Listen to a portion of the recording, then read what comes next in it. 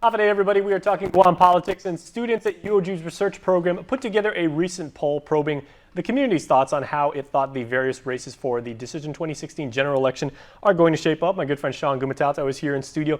Two sports guys talking about politics, so we may frame this in a athletic context, I would assume. Jason, there's going to be a winner and a loser, so obviously I guess we'll keep it that. Yeah, well, one race, Sean, that certainly isn't a slam dunk, if you will, is the race for the delegate for Congress, because according to this poll, Madeline Burdai was 59% of the respondents' votes. Felix Camacho, your former boss, has 41%. That by no means is an easy race. 59-41 is still cause for concern, I would think. Absolutely. In fact, as we're seeing the numbers over these two polls, Felix Camacho has been out there working the streets. If you see his social media, between the two social medias, I'm kind of keeping tabs on both. They're out there. But it seems that Felix is doing a lot of work on his ground game. For Madeline, she's been in Washington, D.C., so touching hands and not touching hands and social media, is that going to be a big difference in the final outcome? And yes, fair to say, to contextualize this, former Governor Camacho, his platform that just rolled out this week, that came after the poll was taken, so it's going to be interesting to see how these numbers might go up or go down depending on how people react to it. Right, also, and some of his responses relative to the labor issue.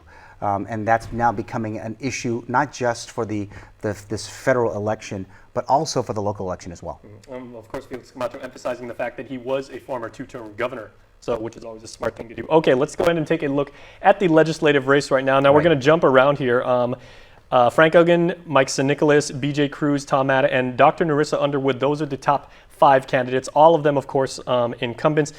Skipping down to the bottom where the cutoff point, incumbent Senator Brant McCready, Jermaine Alerta, Will Castro, Helena Nelson, and Luis Muñoz are the 5, at least in theory, Sean, according to this UOG poll, who did not make the cut.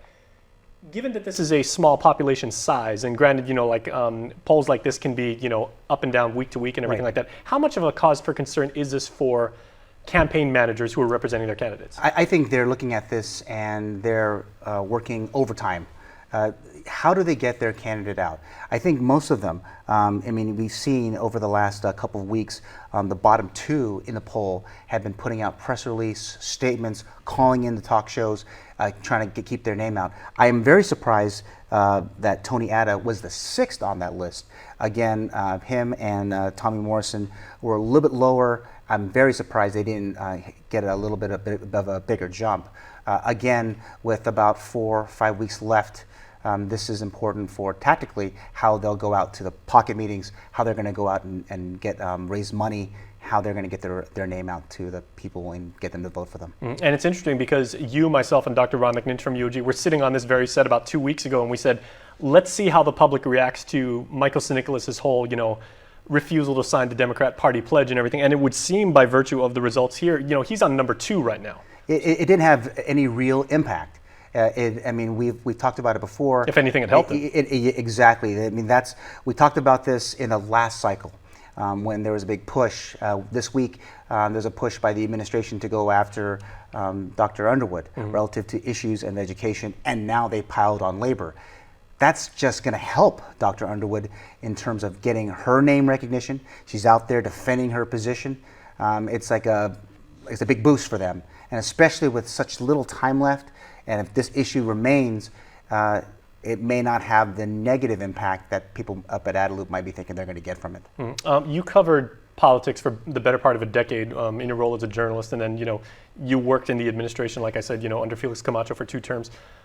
Is there really such a thing as bad press when it comes to politics, especially like with the election bearing down on us in just a few weeks? I think we can use some recent memory.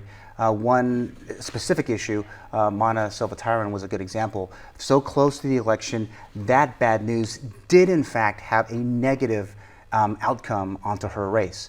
When the Fab Four, they did their thing, I think it was just either was the last cycle or 2 cycles ago, it helped them.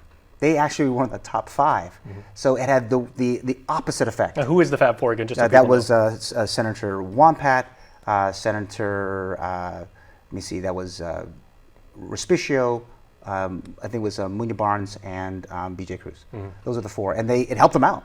And I think that it's this kind of negative press just ahead of the general is probably not ever real good political tactics, especially when you're trying to get a majority. All right, Sean, we appreciate it as always, man, for As the usual, insight. no worries. All right, we'll see you next week with more political insight on the general election creeping on us very, very soon. Now, remember, you can actually check out and review for yourself the results of this UOG student poll. That's on KUM.com and the KUM News mobile app for Android and iOS. We are back after this.